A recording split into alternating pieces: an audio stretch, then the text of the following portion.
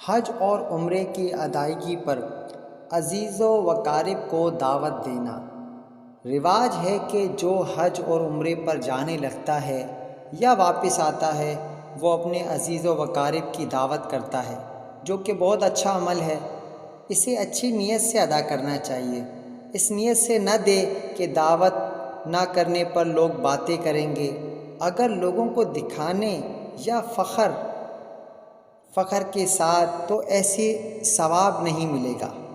حدیث پاک میں ہے، جس عمل میں نیت نہ ہو وہ قبول نہیں۔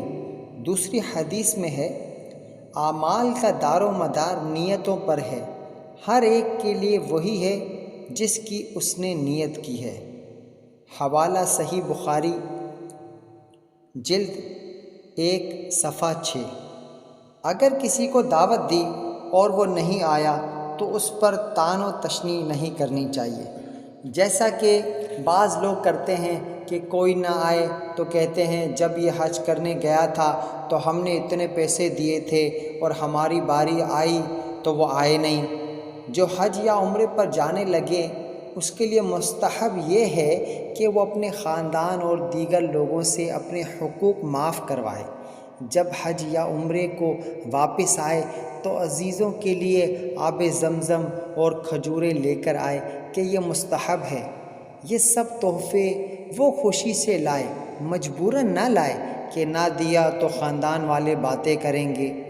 آج کل بعض جگہوں پر یہ طریقہ رائج ہو گیا ہے کہ حج عمرے پر جانے والا وہاں سے آب زمزم اور کھجوریں لے آتا ہے، پھر اپنے ملک میں آ کر ٹوپیاں، تسبیحیں وغیرہ خرید لیتا ہے اور رشتہ داروں میں آب زمزم کے ساتھ کھجوریں اور ٹوپی اور تسبیح دیتا ہے۔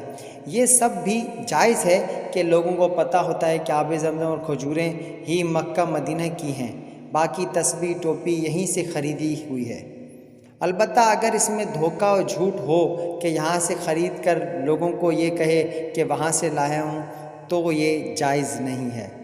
تو دوستو، آپ کو ہماری یہ ویڈیو کیسی لگی کامنٹس باکس میں کامنٹس کر کے ہمیں اپنی قیمتی رائے سے ضرور آگاہ کریں، اور ہمارے چینل کو ابھی تک اگر آپ نے سبسکرائب نہیں کیا تو ضرور سبسکرائب کر کے جائیں، اور ثواب کی نیت سے دوسروں کو اس ویڈیو کو شیئر کریں۔